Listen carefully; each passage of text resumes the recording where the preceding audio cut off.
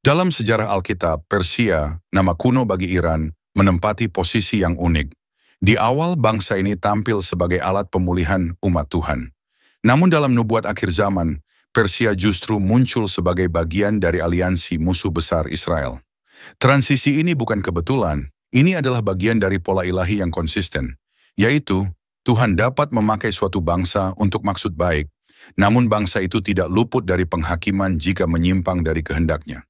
Persia pertama kali muncul secara signifikan dalam figur Koresh Agung, Raja Persia yang disebut sebagai orang yang diurapi Tuhan, Yesaya 45 ayat 1. Ia mengeluarkan dekret yang membebaskan orang Yahudi dari pembuangan Babel dan memberi izin resmi untuk membangun kembali Bait Suci di Yerusalem. Ezra 1 ayat 1-4. Namun pembangunan ini sempat terhenti karena tekanan dari musuh-musuh Yehuda. Hingga pada masa Raja Darius pertama, dekret Koresh ditemukan kembali dalam arsip kerajaan di Ekbatana. Dan pembangunan pun diperintahkan untuk dilanjutkan. Ezra 6 ayat 1-12. Di generasi berikutnya, Ahasveros yang dikenal sebagai Xerxes pertama, suami dari Esther, memerintah dari Persia, India sampai Ethiopia, dan menjadi konteks penyelamatan umat Yahudi dari ancaman genosida dalam kitab Esther.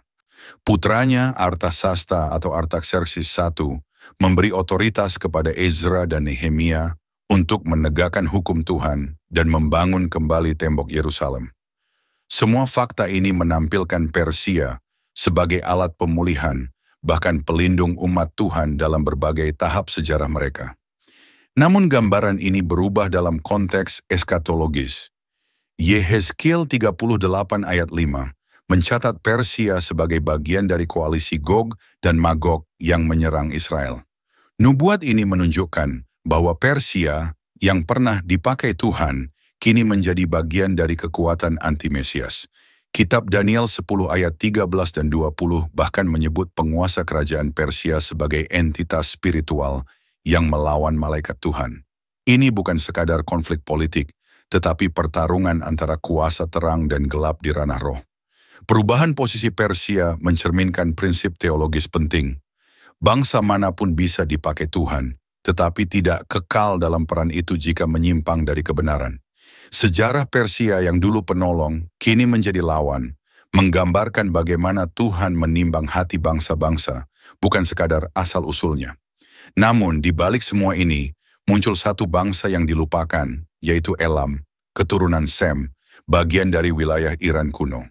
Tuhan tidak hanya menubuatkan penghakiman atas Elam, Yeremia 49 ayat 34 hingga 38, tetapi juga menjanjikan pemulihannya di kemudian hari, ayat 39. Pertanyaannya, kenapa bukan Persia yang dipulihkan tapi Elam? Apa peran Elam pada akhir zaman? Itulah pertanyaan yang akan kita kupas dalam bagian selanjutnya.